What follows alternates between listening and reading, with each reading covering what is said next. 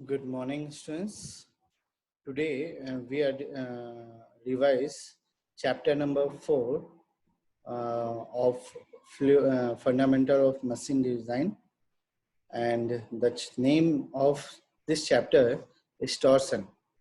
When we observe the syllabus is derivation of equation of torsion, then their assumptions, application of theory of torsion equation to solid and hollow circular shaft and torsional rigidity. Okay, so first we are discuss what is the torsion. So according to first chapter, the torsion is defined as when a mechanical component is subjected to action of two equal and opposite couples acting in a parallel plane, then the component is said to be torsion, and the stress induced in it is known as torsional shear stress.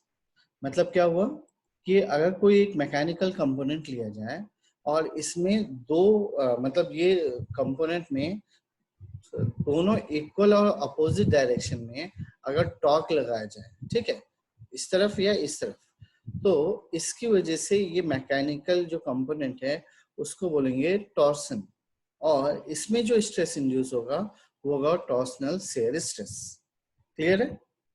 Then second या इसका जो आता है वो है assumptions of equation of torsion. तो क्या क्या assumptions है? तो पहला assumption है the material of the shaft is uniform throughout. मतलब मटेरियल में कोई भी कंपोजिशन जो है वो वेरी नहीं होगा, सब यूनिफॉर्म होंगे. Then the cross section of shaft which is plane before twist remains plane after twist. Twist मतलब क्या होता है? तो एग्जांपल लीजिए, अगर मैंने अपनी मतलब फिंगर की बात की और ये फिंगर को जब मैं मूव करूंगा तो ये जो मूवमेंट हो रहा है इसको हम लोग बोलते हैं twisting effect. Okay. Then third है the cross section of circular shaft is uniform throughout. And fourth one is the diameter of the normal cross section which were state before the twist remain state after the twist. मतलब ये जो shaft दिया हुआ है इसको जब हम twist करेंगे तो ट्विस्टिंग के से पहले जो ये स्टेट था, ट्विस्टिंग के बाद भी वो स्टेट ही रहेगा. Then the shear stress in shaft is proportional to shear strength. ठीक है, as per Hooke's law stress is equal to strain. तो याद रखिएगा shear stress is proportional to shear strain. चलिए इक्वेशंस की बात करते हैं. तो इक्वेशन से पहले इस फिगर को समझ लेते हैं. ये देखिए, ये इन्होंने एक शाफ्ट कंसीडर किया. शाफ्ट का जो सेंटर लाइन है उसका नाम उन्होंने ए बी दे दिया है. अब ये ए से बी मतलब दोनों सेंटर्स के बीच का जो डिस्टेंस है उसको एल नाम दिया. अब ये जो शाफ्ट है इसके वन पॉइंट से अनदर पॉइंट जो हमने नाम दिया है ए बी, मतलब जो इक्विवेलेंट होगा एल के. ठीक है. अब जो सेंटर है, सेंटर ओ ए से जब हमने कपल फोर्स अप्लाई किया तो ये कुछ ट्विस्ट हुआ. तो ट्विस्ट होने के बाद जो उसकी नई पोजीशन आई वो आई A1. ठीक है. और ये एंगल बनाया थीटा. ये क्लियर है? ये देखिए, ये यहाँ पे दिखा रहा है कि हमने टॉर्शन अप्लाई किया. टॉर्शन अप्लाई करने की वजह से ये जो O से A तक का डिस्टेंस है ये अब न्यू डिस्टेंस पे गया जिसका नाम दिया गया A1 डैश. और A1 जो है मतलब AOA1 ये एंगल बना रहा है थीटा. क्लियर? अब इसका एनालिसिस करने के लिए इस शाफ्ट का, अब इसका हमने फ्रंट व्यू देखा तो फ्रंट व्यू में देखिए ऊपर की ओर टॉर्सन लग रहा है. ठीक है. टॉर्सन के बाद ये शेयर स्ट्रेस लग रहा जो मैक्सिमम होगा. अब एनालिसिस करने के लिए हमने क्या किया, एक एलिमेंट्री रिंग ले लिया जिसका डायमीटर DR रखा है. ठीक है. और इसका जो रेडियस है वो R है. क्लियर? चलिए स्टार्ट करते हैं. Consider a circular shaft fix at one end and subjected to torque at the other end. Same rules, मतलब एक तरफ से फिक्स किया और दूसरी तरफ से हमने उसको टॉर्क लगाया. तो लेट कैपिटल T जो है वो टॉर्क ऑन शाफ्ट है. L is the length of shaft. Capital R is the radius of shaft. देखिए ये याद रखिएगा, रेडियस ऑफ शाफ्ट, तो ये शाफ्ट का जो रेडियस है, एलिमेंट्री के लिए हमने स्मॉल आर लिया, लेकिन पूरे होल के लिए कैपिटल आर रहेंगे। J is the polar moment of inertia of shaft cross section, then g is the modulus of rigidity of shaft, then tau max is the maximum shear stress, tau is the shear stress in shaft at radius r, okay, and theta is equal to angle of twist of shaft cross section rod। ठीक है, तो start करते हैं। Because of torque the cross section of shaft is subjected to shear stress, the line BA on the surface of shaft is displaced to BA dash। ठीक है, BA dash होगा, तो हमने पहले बताया था कि shear stress at surface of shaft is equal to deformation per unit length। तो फॉर्मूला क्या बना, displacement of outer surface divided by length of shaft. ठीक है, मतलब एक्चुअली ये क्या है, तो ये हमारा शेयर स्ट्रेस का फॉर्मूला लगा रहे हैं, क्या कि shear stress tan phi is equal to a dash by l। Okay, अब इसने एक और स्टेटमेंट दिया कि tan phi is similar to phi because phi जो है वो बहुत स्मॉल है।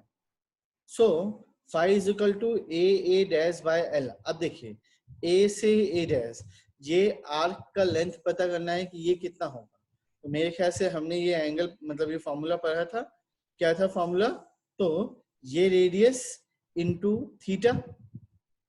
ठीक है, तो ए डैश क्या हो गया, तो ये radius r into theta is equal to arc, length of arc हम लोग बोलते हैं, डिवाइडेड बाय l। अब वी नो दैट क्या कि shear stress at surface of shaft, shear stress क्या होता है, तो stress is equal to, stress is proportional to strain, तो according to Hooke's law G is equal to क्या होगा, स्ट्रेस बाय स्ट्रेन, और ये क्या होगा, टाउ मैक्स अपॉन में फाई, क्योंकि स्ट्रेन को हम लोग फाई से डिनोट कर रहे हैं, और शेयर स्ट्रेस मतलब स्ट्रेस की जगह शेयर स्ट्रेस यूज कर रहे हैं, तो टाउ मैक्स, तो अब टाउ मैक्स क्या हो जाएगा, तो जी इंटू फाई, और फाई की वैल्यू ऊपर से हमने निकाल के रखी हुई है, तो क्या हो गया, G into R theta by L. अब यहां से अगर आर को कॉमन कर लिए तो tau max upon R is equal to G theta by L. अब फ्रॉम इक्वेशन, फ्रॉम फिगर 4.1.1, अब इस फिगर की बात कर रहे हैं ना हम लोग, तो ये फिगर के बेसिस पे आप देखो क्या बोल रहा है कि tau max upon R is equal to, मतलब जो रिंग पे जो मैक्सिमम लग रहा था, अगर एलिमेंट्री लेंगे तो क्या किसके इक्वल हो जाएगा, टाउ अपॉन आर के इक्वल हो जाएगा। तो फ्रॉम सी एंड डी, अब सी एंड डी के बेसिस पे कंक्लूजन क्या निकल रहा है, ये दोनों अगर इक्वल है तो ये दोनों भी इक्वल हो जाएंगे एक दूसरे के, तो tau upon R is equal to G theta by L. अब टॉर्क ऑन शाफ्ट, टॉर्क क्या होता है, तो shear stress into area into radius, तो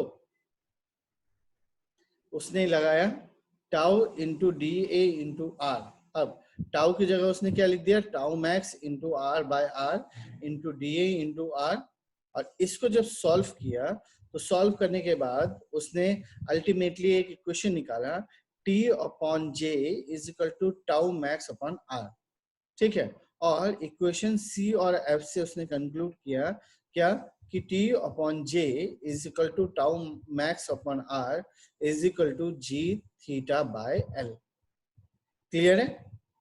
देन इसका आता है, सेकेंड आता है application of theory of torsion equation. Torsion equation का एप्लीकेशन कहाँ का है, तो हमने क्या किया, सबसे पहले एक सॉलिड शाफ्ट लिया, सॉलिड शाफ्ट का फॉर्मूला क्या बनेगा, T upon J is equal to tau max upon R is equal to G theta by L. अच्छा, अब यहाँ पे j की value pi D raise to power 4 upon 32, ये लास्ट लेक्चर में हमने ये पढ़ा था, और r की वैल्यू क्या होती है, तो d/2 होती है। तो जब मैं ये सारी इक्वेशंस को पुट करूंगा, ठीक है, तो क्या हो जाएगा, T upon J is equal to tau max upon R, values को पुट किया तो टाउ मैक्स की वैल्यू आ गई 16t upon pi D cube, ये आपको याद करना है। ठीक है, then application of theory of torsion equation to hollow shaft. पहला हमने सॉलिड शाफ्ट में रखा था, दूसरा हॉलो शाफ्ट में रखा है। सेम रूल्स फॉलो करना है, पहले आपको इक्वेशन लिखना है, then polar moment of inertia लिखना है, देन आर नॉट की वैल्यू डी नॉट बाय 2 होगी, देन आपको इक्वेशंस को पुट करना है, और इक्वेशन को पुट करने के बाद आपके पास आएगा tau max is equal to 16t pi d not पे raise to power cube bracket में 1 minus d internal upon d external raise to power 4। ठीक है, देन लास्ट टॉपिक इसका आता है, लास्ट टॉपिक है torsional rigidity. In certain application like machine, cylinder, it is necessary to keep the angle of twist or torsional deflection of shaft within the permissible limit. So the torsional deflection of the shaft is calculated. कैसे calculate करना है? तो T by J is equal to G into theta by L. ये आपने पढ़ा हुआ है, तो इसमें से एक्चुअली हमें थीटा की वैल्यू निकालनी है। तो थीटा की वैल्यू क्या होगी? तो T upon L into G into J। ठीक है, अच्छा अब ये जो है ये रेडियन में है, अगर मेरे को इसको डिग्री में चेंज करना है तो क्या करना पड़ेगा? मल्टीप्लाई करना पड़ेगा 180 बाय पाई से। ठीक है, तो टॉर्सनल रिजिडिटी क्या होता है? तो टॉर्सनल रिजिडिटी या टॉर्सनल स्टिफनेस ऑफ शाफ्ट का फॉर्मूला है KT is equal to T by theta और GJ बाय L।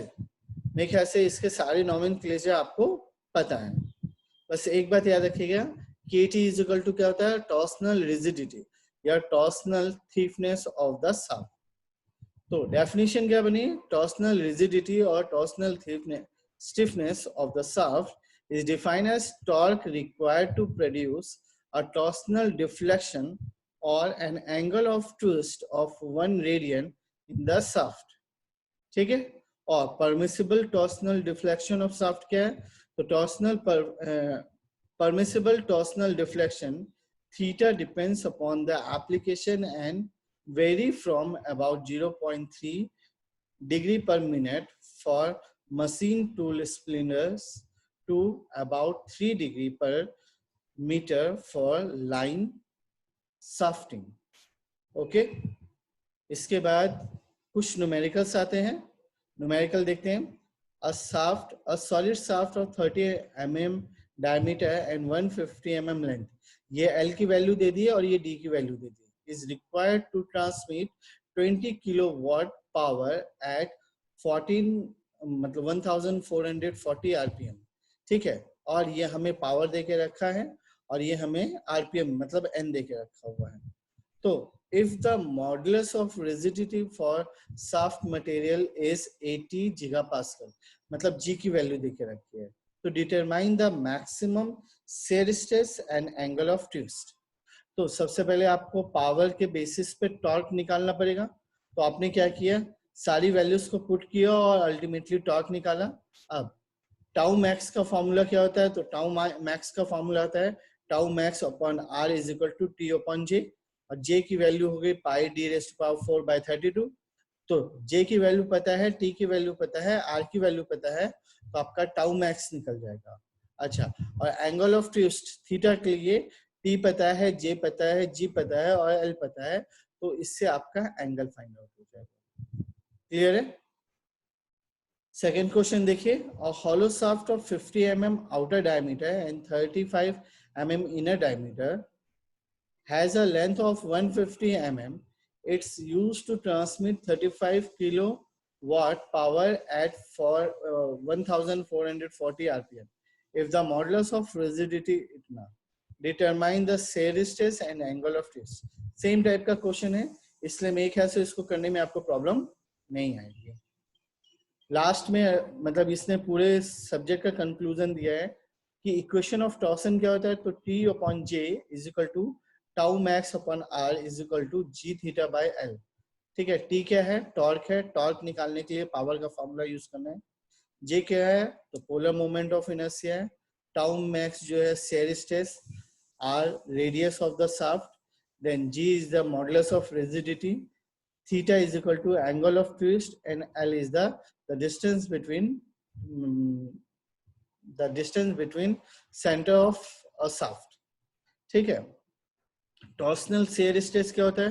तो टाउ मैक्स की value 16t upon pi D cube होता है। उसके बाद टाउ मैक्स हॉलो के लिए क्या होगा, तो ये फॉर्मूला हमने जो पढ़ा है। और टॉर्सनल स्टिफनेस रिजिडिटी या स्टिफनेस की value KT is equal to T upon theta is equal to G J upon L। ठीक है, अगर इसमें कोई प्रॉब्लम आए तो आप मुझे कॉल कर सकते हैं। Thank you.